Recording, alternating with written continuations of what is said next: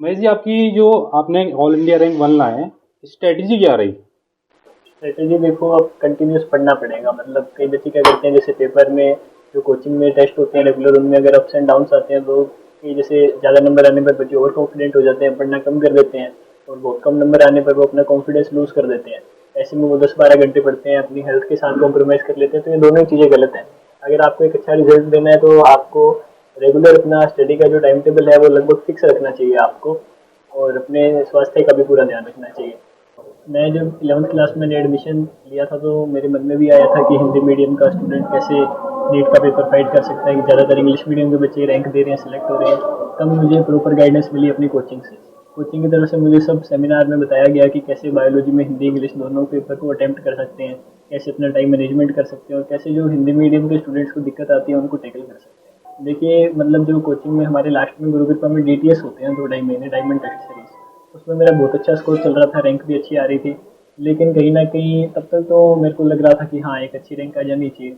लेकिन वो पेपर देने के बाद तो मोरल अपने आप ही डाउन होना था, क्योंकि ऐसा अनएक्सपेक्टेड पेपर अचानक से आ गया।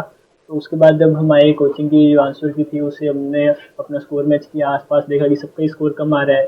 फिर कुछ दिन बाद पता चला कि किसी कोचिंग इंस्टीट्यूट का इतना स्कोर है ही नहीं जितना हमारा है।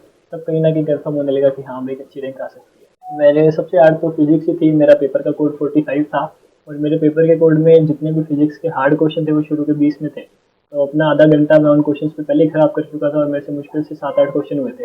उसके बाद मैं फिज़िक्स को स्किप करके एक बार केमिस्ट्री पर गया, फिर मैंने केमिस्ट्री फटाफट की, फिर मैंने बायो फटाफट की, और ज़्यादा ही जल्दी के चक्कर में कहीं न कहीं मेरी सिली मिस्टेक भी हो गई। केमिस्ट्री में मेरा जो एक क्वेश्चन गलत है वो कैलकुलेशन मिस्टेक है, और बायोलॉजी में भी एक आधा क्वेश्चन और सी हो सकता था, क्योंकि वो जल्दबाजी के चक्कर में गलत हो गया। उसके बाद मैंने फिज़िक्स वापस चालू की, और फिज़िक्स में मैं पीछे से लगा, मतलब 45 क्वेश्चन से लगा। 45, 44, 43 ऐसे करते-करते मैं 25 तक पहुँच गया, मुझसे सारे क्वेश्चन हो गए। तो अपने आप ही कॉन्फिडेंस आ गया, केमिस्ट्री हो चुकी थी, बायो हो चुकी थी, फिज़िक्स भी आधी हो चुकी थी। फिर उसके बाद जो बचा हुआ टाइम था मैंने उन 20-25 क्वेश्चंस को दिया, और उनमें से भी ज़्यादातर क्वेश्चन वैसे ही हो गए। देखिए, मैं उनको यही कहना चाहूँगा कि आप अपनी परफॉर्मेंस में को मतलब जो कोचिंग के टेस्ट की परफॉर्मेंस है, पहली बात तो उसके बेस पे अपने आप को जज मत करें। आपका काम होता है कि अपने मल्टीपल टाइम्स रिवाइज करते रहें, कोचिंग का जो टेस्ट सीरीज का शेड्यूल मिल रहा है उसको रेगुलरली फॉलो करते रहें। बुडानिया सर, कुलेरी सर और योगेंद्र सर की जो गाइडेंस सेमिनार के थ्रू मिल रही है उनको भी आप फॉलो करते रहें टाइम टू टाइम, क्योंकि यही है जो मेरे को भी यहाँ तक लाई है। मॉक टेस्ट का कितना बड़ा रोल था इस एग्जाम को क्रैक करने में? देखिए, टाइम मैनेजमेंट तो कहीं न कहीं हम उन मॉक टेस्ट से ही सीखते हैं।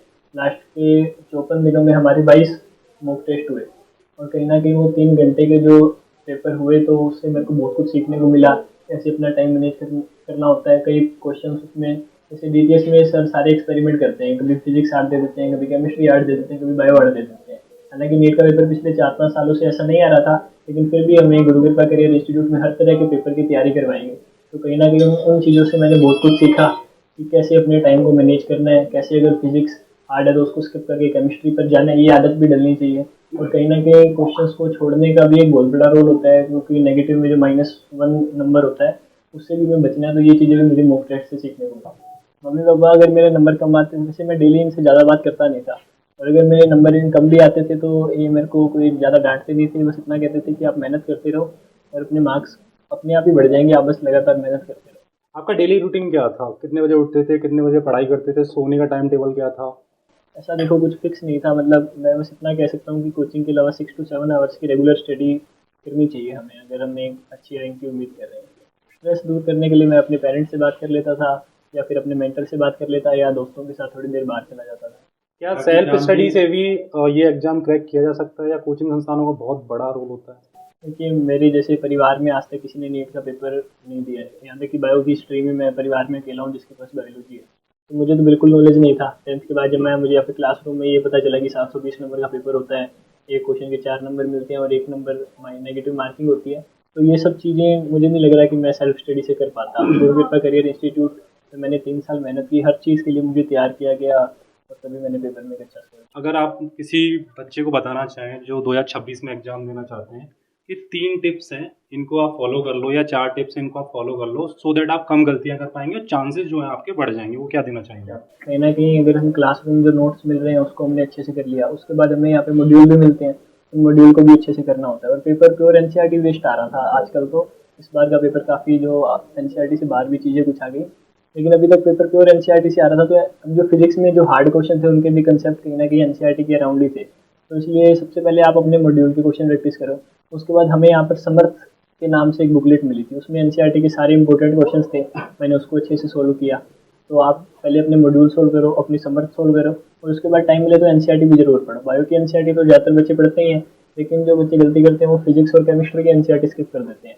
तो उनको मैं यही कहना चाहूँगा कि आप फिजिक्स और केमिस्ट्री की एनसीईआरटी भी जरूर पढ़ें, और क्वेश्चन प्रैक्टिस भी आप बार बार करें। एक ही क्वेश्चन का सेट है तो उसको भी आप 2-3 बार करें।